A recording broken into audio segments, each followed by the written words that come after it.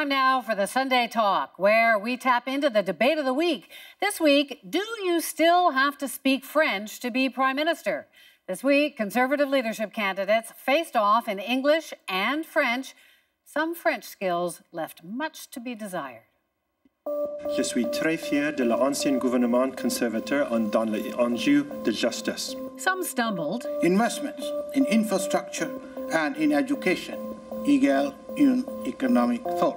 Some used a little franglais. Si, j'aime les emplois maritimes, bien sûr, parce que I was the harbor master in Toronto. And libre-échange, to sell that lobster elsewhere. Reaction was swift on Twitter, some calling it insulting, others just wishing it would stop.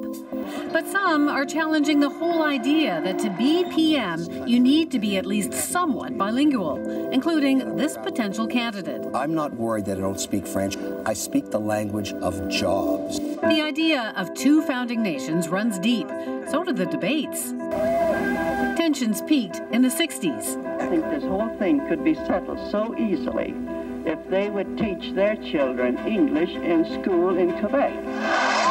Then Pierre Trudeau was elected. In 1969, the Official Languages Act made English and French equal, meaning across the country, you had to be bilingual for some federal jobs. There was pushback. The leaders of the French-speaking people are some of the most selfish, self-centered, egotists. By the 80s, bilingualism became more popular. But the country is changing. By 2011, the number of Canadians whose mother tongue was neither English nor French had exploded to about 6 million, almost as many as the 7 million whose first language is French. So, is the bilingual dream in trouble? I'm joined by our panelists. Jonathan Kay is editor-in-chief of Walrus Magazine. Adrian Batra is editor-in-chief of the Toronto Sun. And joining us tonight from Montreal, Martin Patrickin is the Quebec bureau chief for Maclean's Magazine. So, Martin, you're in Montreal. You probably heard some reaction in the province of Quebec. What did you think watching that debate? I mean, cringeworthy, embarrassing, ouch. Yes, all those adjectives apply. But I think it is a testament to how important bilingualism is in the modern day Canada for however many years after it was introduced, that 9, I would say, you know, to be conservative, let's say 12 or 11 people out of the 14 that were on that stage felt compelled to get up there and absolutely massacre the French language because it's something that they have to do, and they realize that they have to be able to have a modicum of French in order to be to serve in public office at the highest office in this country. Well, that's putting a positive spin on it. What did you think, John? It took me back to high school French class. And wasn't that bad, John? Come on. Yeah.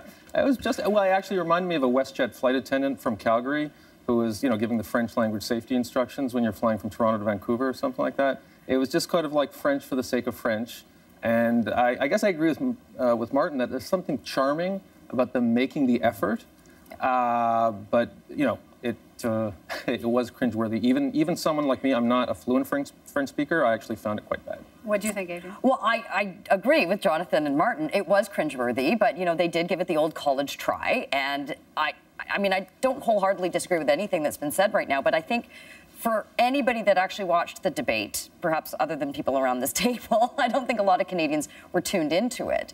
But I also don't think it necessarily disqualifies you from being the Prime Minister of this country if you're not proficient in this official language. You don't have to be proficient. So, well, I mean, and in this instance, at least they gave it, at least they made the effort. And I think for generally speaking, a lot of Canadians, that might just be good enough. Well, I was trying to remember, I don't go all the way back, but I can't remember, Martin, a Prime Minister who hasn't been better at French than most of the people on that podium. I mean, I guess there's two things here. Where are Canadians? How do we see this? But also, is it possible practically to get elected, to become the Prime Minister without speaking a bit more French? I don't think so. Look, you look at no better example than Stephen Harper. 2001, he was president, if I'm not mistaken, of the National Citizens Coalition out there in Calgary, called bilingualism the god that failed. Fast forward 12 years, and he, you know, not only spoke fluent French, began all his speeches in French, but oversaw the biggest increase in funding to bilingual services in Canadian in 40 years or something like this. I know there's all sorts of opinions on Stephen Harper in this world, but I think most people can agree that he was a very astute politician, and if he recognized the importance of being able to at least speak a working man's French for the very sake of representing 6.5 million francophone speakers in French speakers, pardon me, in Quebec, 1 million outside of Quebec. Again, it's a political reality. I think part of the issue is for the general election. Of course, Quebec has a lot of seats, and there are so many people in the province of Quebec that still, of course, want to have their language recognized. There's no question about that. That's for a general. But for the purposes of this this leadership race, for the Conservative leadership race, because the way they've weighed the ridings, it's not necessarily going to be the #1 issue. I mean, I don't think it's going to matter. When they're up against the Liberals and the NDP. That's where I think it has a bigger impact, and is on the general. Like, look, we can even go back to Belinda Stronach, remember when she was a Conservative in 2004 and she was running for leader? She did proportionally well in Quebec, even though she couldn't speak barely even functional French. I mean, what we saw on stage from the other night was far better than what she could do. But if a guy like Kevin O'Leary, who is very plain-spoken about the fact that he grew up in Montreal but he doesn't speak French, is prepared to dive into this race, supposedly in the next couple of weeks, I don't think that the voters for the Conservatives are going to care that he doesn't actually have proficiency at all. But they will in Quebec. Stephen Harper got something at however many seats he got in the last election.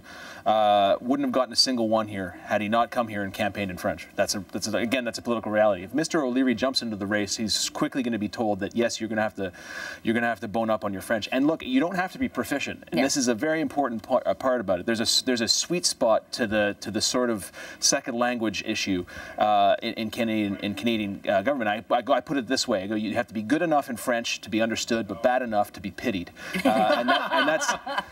And then if you hit that, then you're perfect. That's all you really need. I mean, and that goes, by the way, that goes for English and French. That goes for Jean Chrétien as well.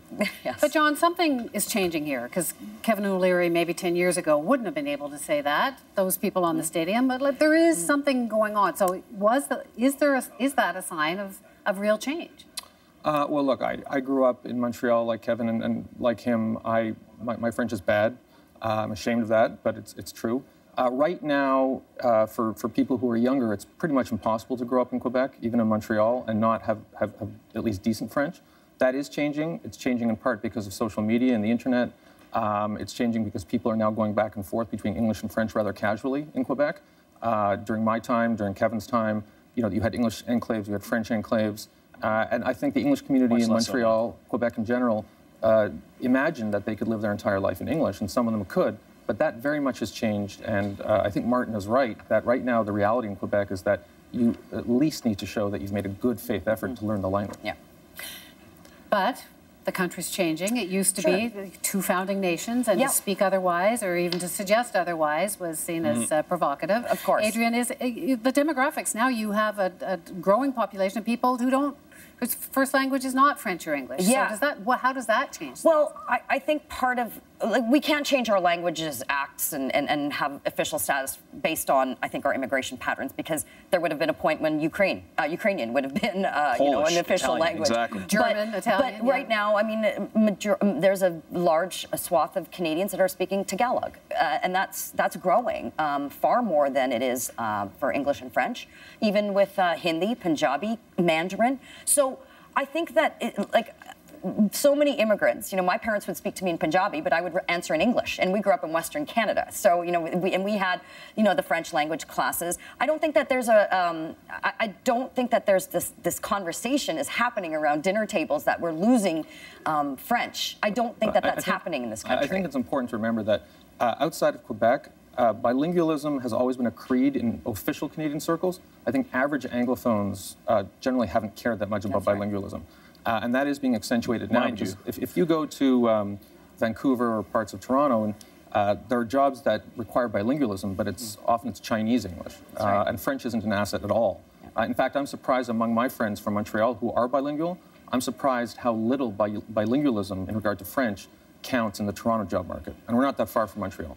So I think outside of Quebec, bilingualism is always something we talk about from an official perspective, but more and more it's something that ordinary people don't care that much about. A couple things on that. There was a study done in the University of Guelph in 2011 that actually said that people that are bilingual in the job market outside of Quebec, that is to say French and English, make upwards of 6.6% more in salary than their unilingual compatriots. The other thing too is you look at bilingualism in the school system outside of, well, within Quebec and outside of Quebec. French immersion was officially introduced in 1967. 77, there was about 45,000 kids going through it at a time. 2017, fast forward to now, there's 400,000 students, roughly speaking, in immersion across the country. That includes my own kids, by the way. My own kids are in bilingual education, English, French. But I'm doing that for the same reason kids go to piano lessons, violin lessons, and I mean, I want to overprogram them so they get into college. I'm not. They're not planning on being prime minister. No, but I'm not doing it because I think there's some existential good in being bilingual. I'm doing it because when the school says, "Do you want to add a language program?" I say, "Sure." If they offered Spanish, if they offered Chinese, I'd probably say yes to that too. So does it have less meaning then? Right, Adrian? Right, but we'll bring in Martin first. Go ahead. All I would say to that is that there's 2 official languages in this country, and there's a system out there where you can literally send your kid to for free to learn another language. I don't see how you can give that up, and that's why. But there is pushback now, Martin, against the idea of 2 official languages. Is there not? Is that not a real think so. thing? I mean, if you look out west, very large Sikh community. They're teaching Punjabi in the schools, and they have a lot of desire to actually have that more on the official side. But do I think that any minority community is going to be successful enough to get it to the point where it's embedded in our constitution? I think the short answer is no. But is there a pushback against pushing French? Yeah, but I also think that outside of the Quebec borders, this conversation is not as rigorous as it perhaps is inside La Belle Province. We've got to wrap up in just a sec. Last quick word to you, Martin, and then John. The one thing I would say to that, though, is welcome to globalism. There's immigration across the world. There's a lot of Arab speakers going into Germany right now, Christian and Muslim. Do you think that Germany is going to alter their language policy to make Arabic an official part of their language just because there's a lot of immigrants that happen to go in there? I don't think so. So is Kevin O'Leary wrong, John? Look, I think he's going to have a lot of difficulty if you look at the math. Without the 25% or some fraction of the 25% of ridings that are in Quebec, it's very, very difficult to become prime minister. And so, despite all his charms, Kevin may have difficulty unless he learns French very quickly. Well, thank you. Merci beaucoup. Merci. Yeah. Thanks, Martin. Thank you.